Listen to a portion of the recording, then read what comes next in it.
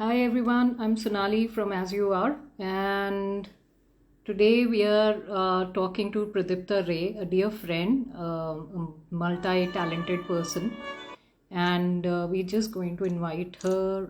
Just give me a second, and it's gone. Just confirming if she got it.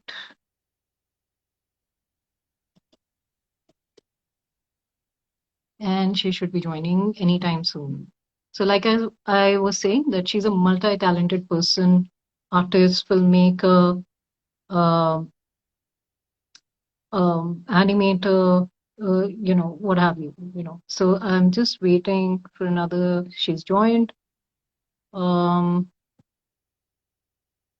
just waiting her to come online now.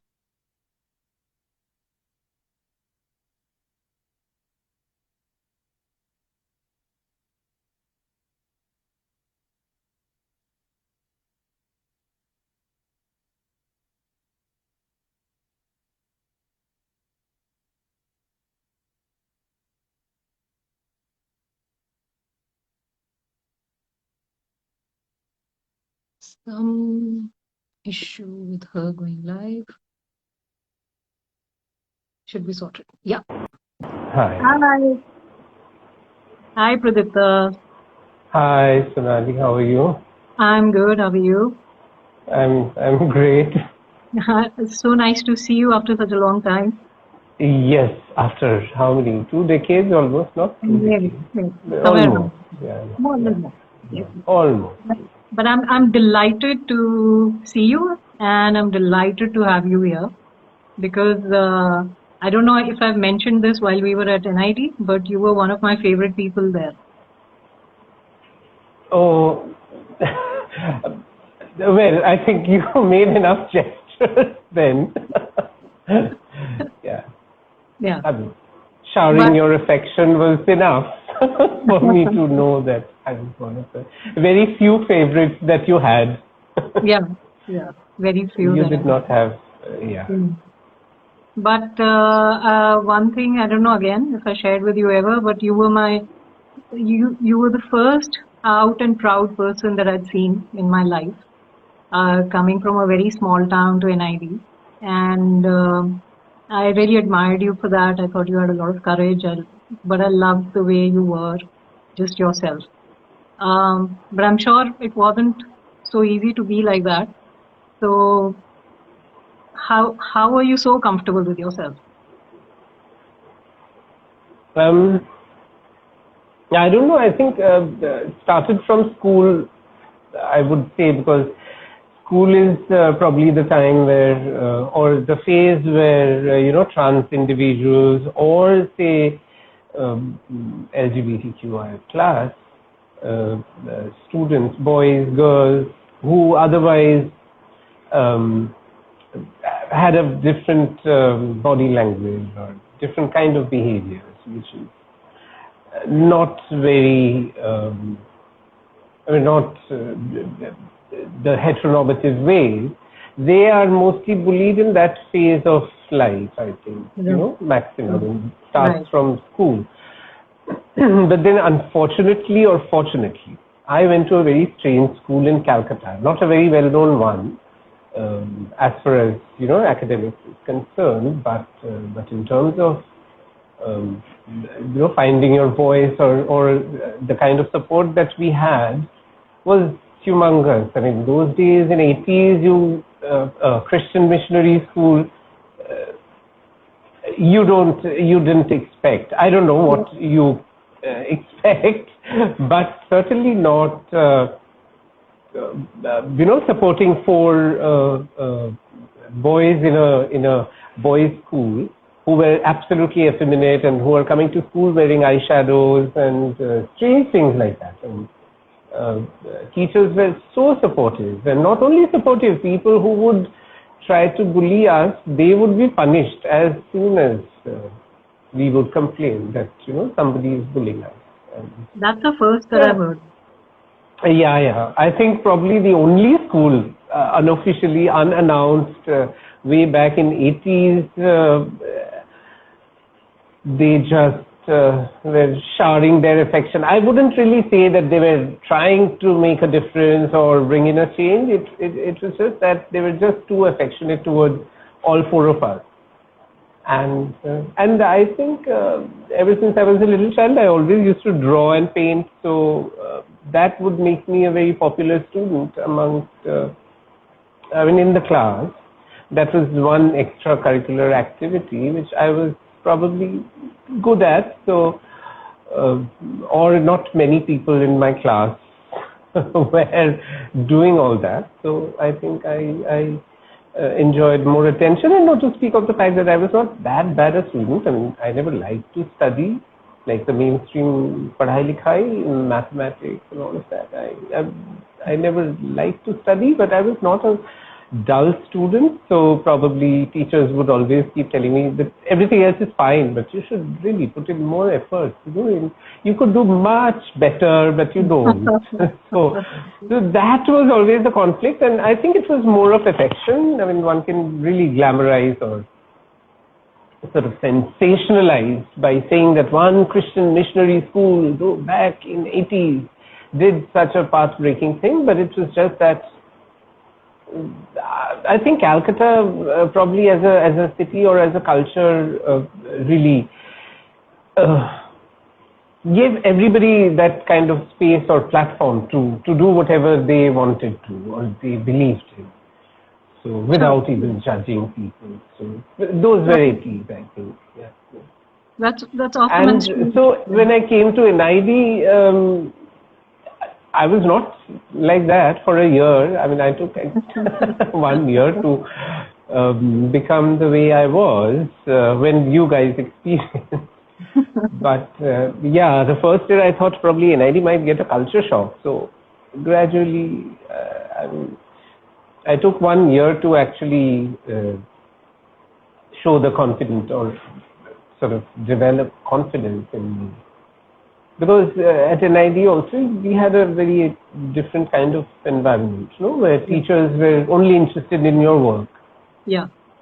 They would treat you as professionals, Right. Nobody's like, which otherwise we always practice teacher, Bhagwan types, guru. No, everybody was treated equally as professionals. So, I mean, what you do in your personal life, nobody really cared. So I think that really opened it up much more. Because you remember that Helen dance, that was first ever performance I had done ever in anywhere in public in front of people. For the first time I officially dressed up in women's wear and performed, and the faculty, Errol, Debashish, Ranjan, they actually missed it. Some of them missed the VC dance, so they actually put in a request that closing ceremony we want to see the VC dance and especially my number. So we had to do that. Yeah. You must know I have a recording of that. Oh, okay.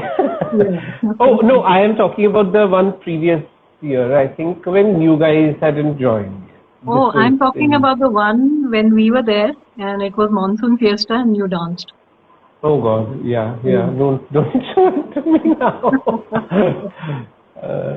Yeah, those would still embarrass me. But I would love to know a little more about your journey, your trans journey, a little more. If you could talk about some of the issues that you faced, or did you face any? I mean, obviously, like I assume that your school days would have been you would have been bullied, but now I know you weren't, so I can't assume anything anymore. So if you could just talk about your own journey, being a queer person in India, how that was. So school we were not bullied, but it was the other way around. I mean, we could bully. I mean, I'm like, my childhood is Chalta Pita example. What happens if the roles flip? That is also there, and I don't have a problem in announcing that or saying that. It's the other way around. I mean, when you are like 4 of you in one class, then and you have the support of the system. So obviously there is little power play which happens. So very cutely, I would say, and this is probably not the platform to, or not many LGBT people would really appreciate me saying it, but it's true for every human being, I suppose. So we were nowhere the less or any different. So school went really well, because I mean, I think my school days were the most most favorite time of my life. After that, when I went to art college, there was some kind of bullying happening there for some time. It did happen, but again, I would create my own sort of like set of friends who would still give me that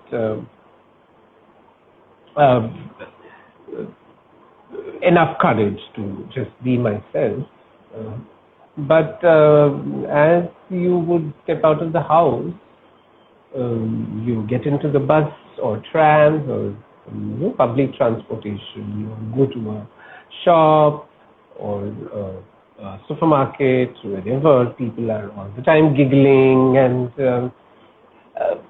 mostly they're giggling and laughing or making a comment, which is like one has grown up with all of that. So, which I think has, I can't say that I'm so confident, and because of education we feel empowered, and it has not really put a dent or anything on me as a character. I think I'm superbly inhibited. So, and that is pretty much because of the fact that you would grow up always being giggled at, laughed at. So yeah, even now at this age, it's Budhape mein bhi, when I enter a restaurant for the first time, if I'm going there, as soon as I enter, maybe at some table people are just laughing at their own jokes. And that is the time that I have entered the restaurant, and I'll suddenly, the first thing which will occur to me is I'll get absolutely conscious that, oh, they're laughing at me. And this really happens even today. I'm like superbly inhibited. So that's why when I'm not, probably one of the manifestations is that when I'm not dressed up in traditional women's wear, I almost dress up like a chhalla. Probably just trying to make myself invisible as much as possible. I don't know. Nowadays, I mean, with this maturity, when you look back and you sort of deconstruct what is going on and why, I mean, start reasoning why things that I do, that I say, why do I do that? I think all those, laughing at, giggling at, must have, accumulated. And this is a mark or change they have, those things have made in me, but I don't know how to deal with it. Just live with it now, probably. And when for the first time I went to Europe, I actually felt really nice, because nobody even looked at me in the buses and trams, wherever. And in Bombay, I don't even use the local train. After the Olas and Ubers came into India, I was like the happiest ones, because I always prefer to take a cab or a rickshaw, which always you'll have to haggle again with the drivers, because of the meters are always not always correct. So I used to, all these things put together, that it was always very stressful. So after the Olas and Ubers, you know exactly how much money you need to pay, and they would just charge you that much money. So I was very happy, and so which is not the best thing or the most reasonable thing to do. I mean, one ends up spending more money, but then what to do? I just avoid. as much as I can, I would avoid the world. People, I don't want to face them. So when I face them like with my pretty face with all the makeup on. Yeah. Otherwise, I just. It's a very pretty face. Thank you. I don't know for how long it will remain pretty. Awesome. And I wanted to talk about your beautiful film 𝘞𝘌 which just screened at the London Film Festival. If you could talk a little bit about what the film is about, because a lot of people may not know the subject. And how did you come up with the idea of making this? Is it something that you always thought of, or is it something that came up? So if you could just give us an idea, what was the process? What are you trying to do with the film? Yeah. So it's actually set during the backdrop of the communal violence which took place in 2002. I think, were you there at an Eidi then? Yeah. You were all there. So we all experienced, right? So it was it's set in the backdrop that, and based on a real incident which has taken place. And my then flatmate, it's actually based on his experience. Who is a Gujarati person. So the story, I thought it actually transcends everything, the questions of religious conflicts, or the ideological standpoint, or the politics of the left, right, center, middle, whatever.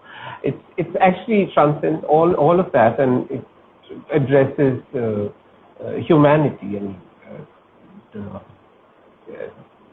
addresses humanitarian grounds, which is, no matter what kind of differences we have, we still can behave like a human being. Nothing really stops us from behaving like one. And I think, I don't know about the other countries, but that is one of the realities of India, which many a times maybe we not underestimate, but we don't address. But but it does exist. And I thought that this story really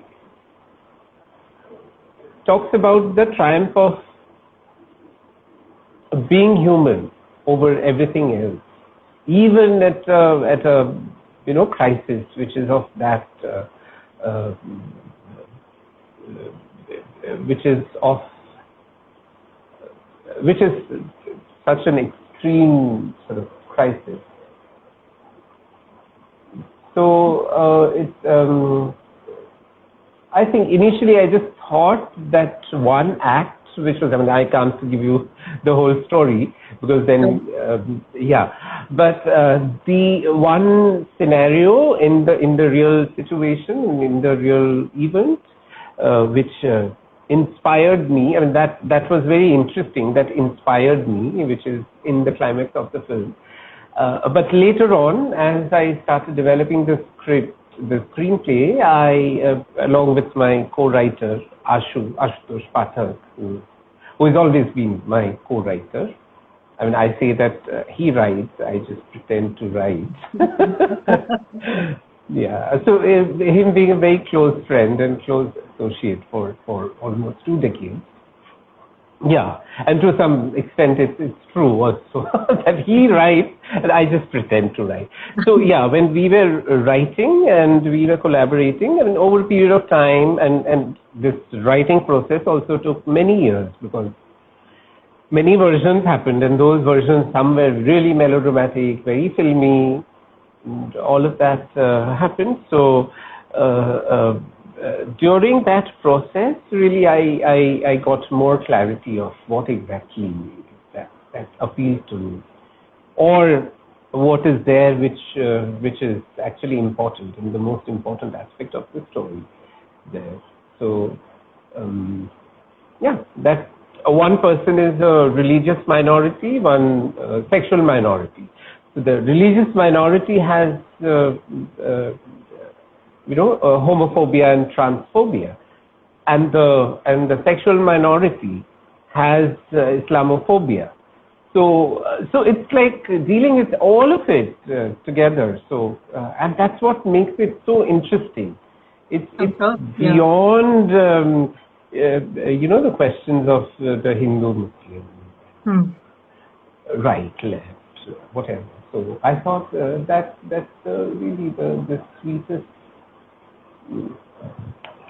aspect and the most important part of the story. So when I started making it, I got some money from some friends who were excited about the script, but that money was still not enough. And then for many months I was really running around to arrange things, do it my way, but it was still not happening. And then I realized, after making several trips to Ahmedabad, I realized that this film needs more money in terms of budget. And whatever money I had was not enough. So then somebody put me in touch with these producers in London, Lotus Visual and Taran Tantra Television. They came on board, and so then I had more finance available. But I still did not know how to do it. So I went to another production house where they're run by my friends Arfi Lampa and Katrina. It's called Bombay Berlin Film Production. So they came on board, and actually because of them it happened. The shoot happened. I mean, what all needs to be done to make sure that a shoot really takes place, and then post-production. Otherwise, me doing all the running around was becoming impossible. So I just wanted to only concentrate in direction. So these three production companies, they came on board, and fabulous producers. Right. Because they gave me absolute, creative liberty. There was, and of course, I mean, there were differences, but they did respect things that I did not agree upon, and they did not ever force me to sort of do what they wanted me to do. So that is something, touch wood, I hope that my next producers also are like them, or these producers only work with me or invest in me in my project in future itself. So like that it happened. So when we were almost about to shoot the film in Ahmedabad, Donald Trump had to come to India. Oh, okay. And all our permissions got cancelled. Okay. Then we tried to shoot it in Surat. Then something else came up because the board exams were happening. So again, no permissions were granted. And soon after that, the next time when we started, gearing up for the shoot, COVID happened. So, and finally we shot it in the window between the wave 1 and 2, the first and the second wave. We had a very little window just before they would have announced a lockdown in Bombay. We shot it, and it was gradually becoming very difficult to shoot in Ahmedabad during COVID because you end up spending more money because the protocols were such that you cannot have. Earlier we would have had 3-4 people sharing a room, but during COVID the film industry association standards were such that you'll have to have one person in a room. So that would have the budget would have shot up to I don't know how many times, and and post-COVID everything was very expensive. So we had to shoot it in a studio in Bombay, which we looked like. Gauri, you remember, no? Gauri Prasad? Yeah, she made a fabulous production design where you don't really see that the film is shot in a studio in Bombay. Awesome. That's great. So one of the things that I learned with my small stint with filmmaking was that it's extremely difficult, and I can agree. I mean, it's extremely difficult job to just make it. I mean, you can think about a film, but then when you go out and shoot a film, to create, to post production, all of that is a lot of hard work. So I always have a lot of respect for filmmakers and animators, even more, I think. So I think all of us looked up to animators in Eidi because all of them were so talented and did things that were beyond our imagination. So lovely to know about this film, Pradipta, but where can we see it? Like, when is it coming out? When is it open for screening? Hopefully, if it gets selected at the Kashish Mumbai International Queer Film Festival, if it gets selected, then we'll all get to watch it at Kashish. And I think this time they're a hybrid festival, which means some films would be shown in the screens in a real theater and some online. So I don't know if it's available both. Then people can watch it, because right now it's just, I mean, the world premiere happened at BFI Flair in London, and we are sending it to other festivals as well. So unless and until that is done, I don't know, the producers would make it available for somebody to buy some platform. No, we have enough platforms which would buy short films, and they do, but it's just it's like on paper it shows that yes, there are buyers, but when you really delve deeper into it and look at the amount of money that one is getting paid for, probably then that does not include any profit, or probably incur a lot of losses. By saying it, I'm not making a generic statement that nobody spends money. But then again, the whole business of films is it's a business. It's not charity. So people are probably allowed to make profits, and but the problem is that as a state or as a system, we need to have a very strong ecosystem to promote and support independent experiments, which we lack quite a bit. I mean, India, if we look at India as a country, we don't have talent ki kami nahi hai. We are like superbly talented people and huge number of people. Vis-a-vis the avenues of the ecosystem that we have to promote individual independent experiments is not enough. It's nothing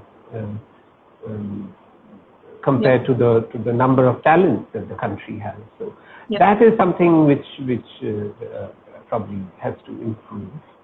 I don't know how, but I feel that that's how it should be, instead of just blaming the businessmen or the industry. Yeah. No, there are a lot of independent makers who struggle, and they are extremely talented, who don't get the opportunity to show their talent to the world. We need some sort of a system to bring them forward. Some sort of grants, some sort of something has to be in place. Yeah, a lot has to be there. On a lighter note, Pradipta, tell me one thing. How did you land up with that role in Wasipur 2, with that dance? Okay. My God, why does it have to always boil down to Wasipur dance? No. So it was, when I had met Anurag, I don't know, for one of his film screenings or something, that I asked him that ek item number de do, because I was like, I'm a great Helen fan, and I always wanted to do one item number like hell in a Hindi film. So when he was making Wasipur, people told me that now, this his next film is set in Bihar and you actually stand a chance because Bihar has a lot of Londa dancers. So I went and I asked him that, chance, hoga kya? And and he saw me dancing at a wedding and he's like, oh, this one is Chamia, chalo.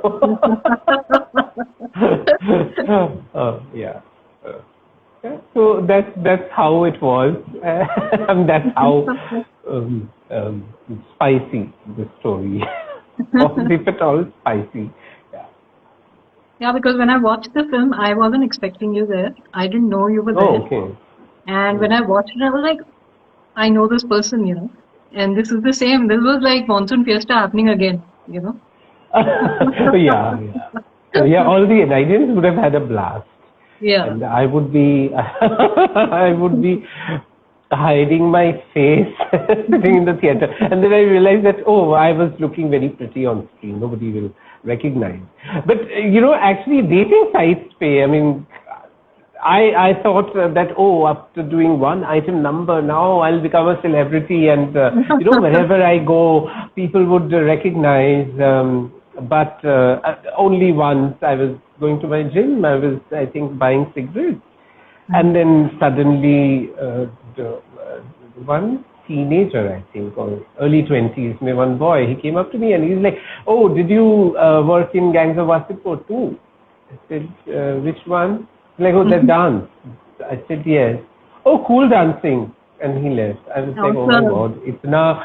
In my head, I had like 100 scripts written how I'll be mobbed and how people would recognize me and nobody. That was the only incident which happened. But thankfully, most of the dating sites still date. People would ask me that, are you the one who acted in Gangs of Wasipur? Who did a dance performance in Gangs of Wasipur? And I'll be like, what is Gangs of Wasipur? And be like, yes, I just Googled and it's you and all of that. So yeah, something which in real life I did not experience, but thanks to the dating apps, they are making sure that to keep my ego alive. Yep, that's what we're doing. Yeah. Awesome. And how did Highway happen? You had a very short role there as well. Oh God, you remember Highway also? Oh, you are Punjabi. Yeah. So you Highway would be a must-watch film. No, but it's a fabulous film. It's a fabulous film. Yeah. Yeah. So Highway. So what happened was I got it through Mukesh Chhabra only, who was the casting director. If you remember Wasipur mein, he was dancing with me. He was my dance partner. So when they were doing Highway, he came to me and he's like, there is this little role. I said, nahi, hamara to aisa hua tha baat that we both would be dance partners in item numbers, no? Nothing else. So, but then on serious note, he called me that, for Imtiaz's film.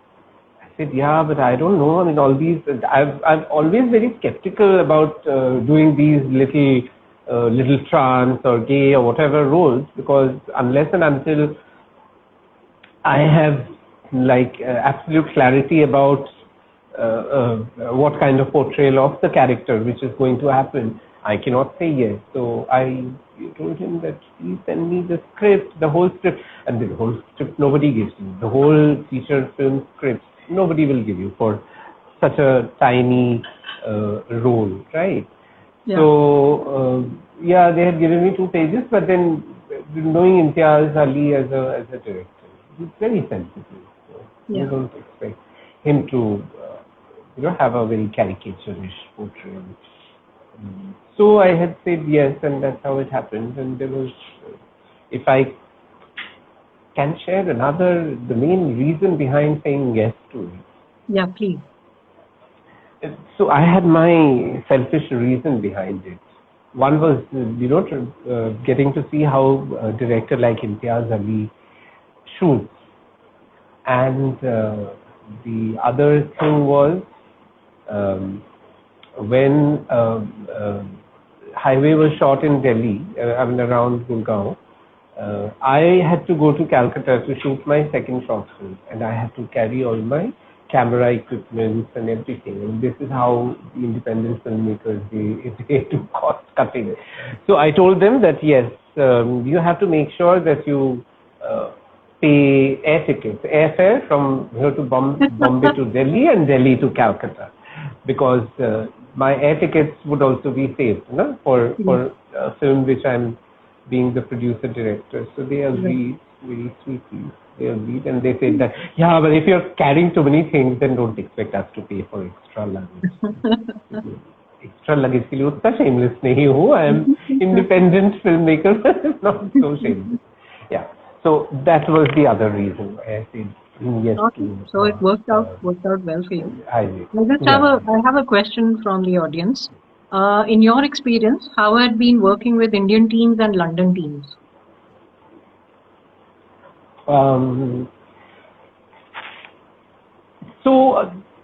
Unfortunately, the film was shot during, as I said, the window between the two waves. So the London producers, they were not able to actually come to India. So they were just sitting over there.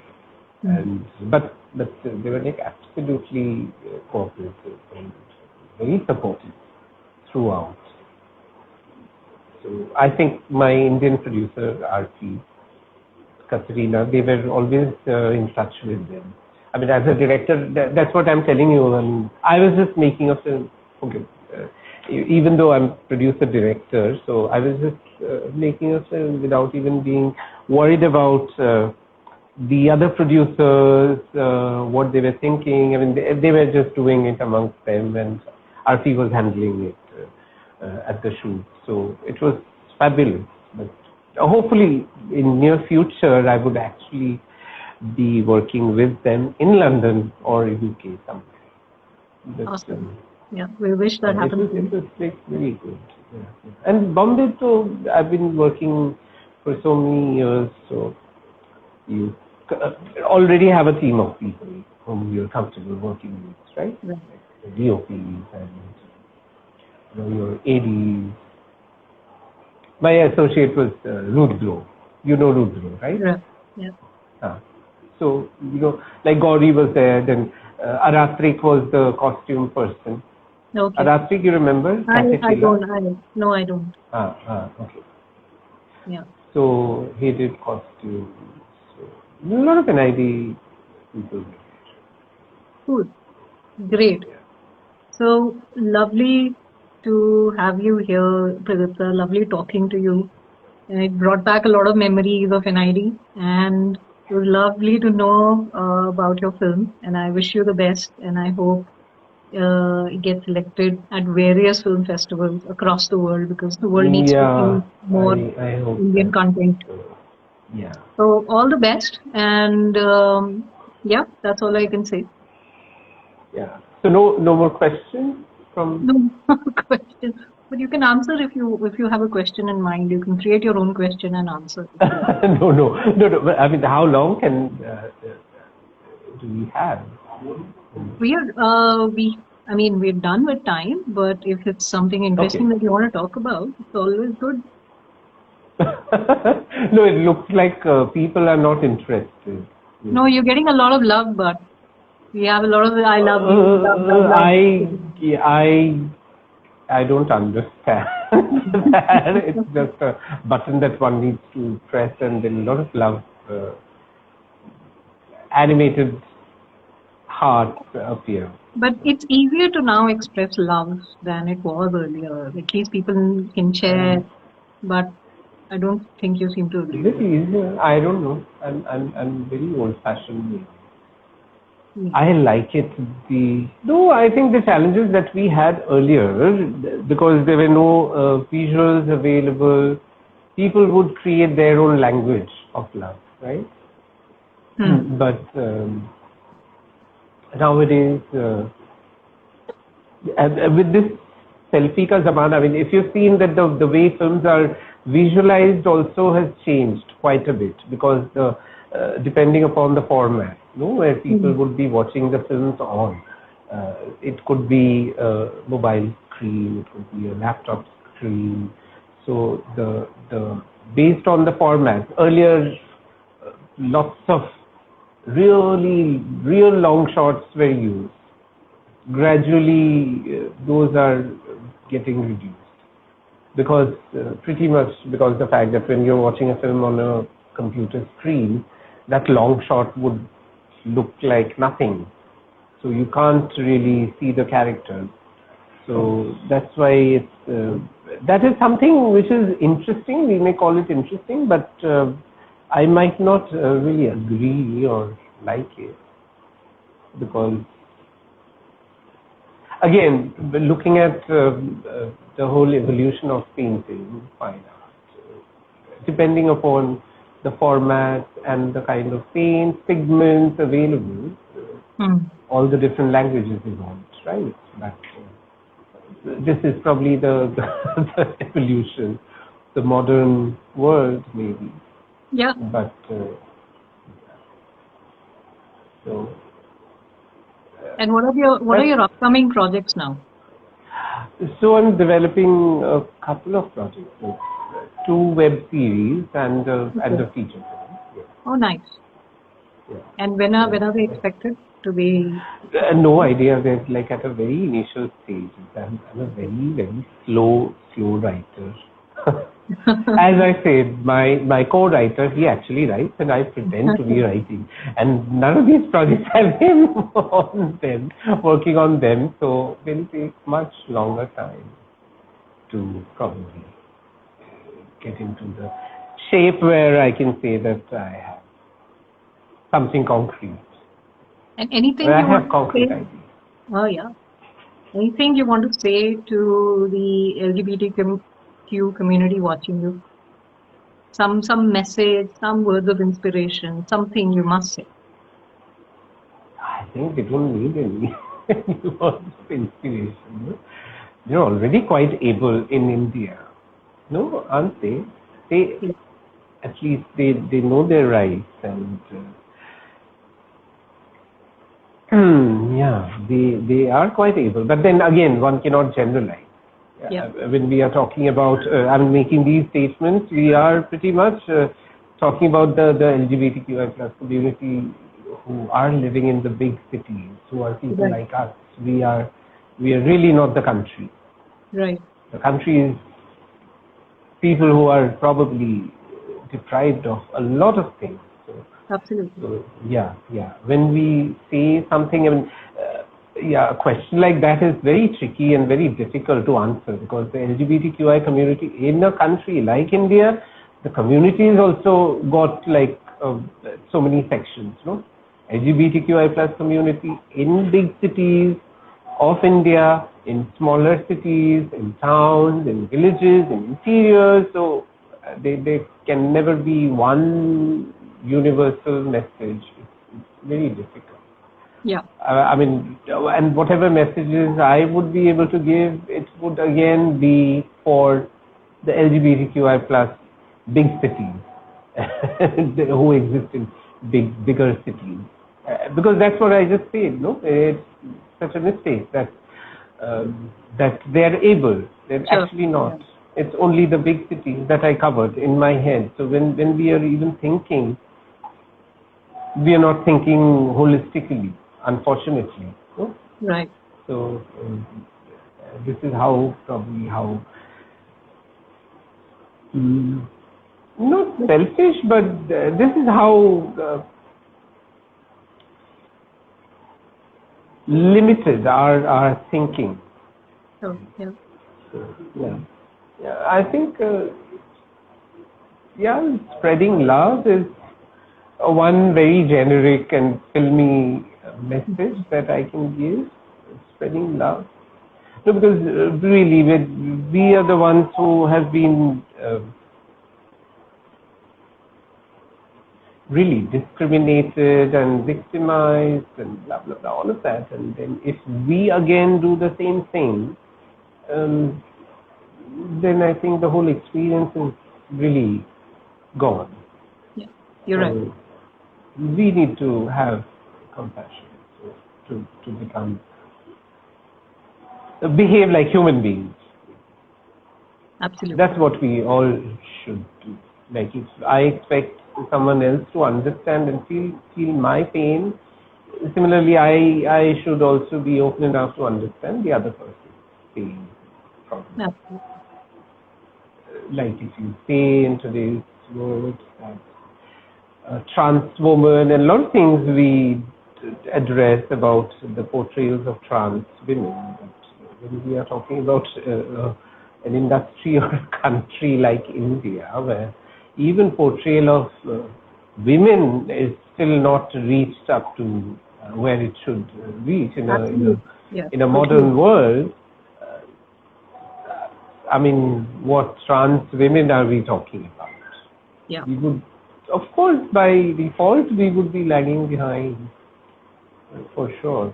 But then, while saying this, this is also true that, it's again my personal opinion, that the trans people, they're just lost in between the politics of the sex.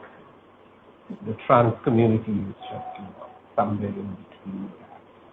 And that is what I feel. Anyways, if you don't stop it, I'll end up making some very sensational comment. No, we need to do another episode with you, because we love talking to you, we love listening to you. And you love, not people. No, but I'm sure other people love it too, now that they know you a little more than they did. I'm sure. But thank you so much for your time, Pradipta, and all the best. Thanks for having Lots of love to you, and keep shining, and all the best with your upcoming project. Thanks. All right. Thank you. Bye-bye. Take care. Thank you. Bye.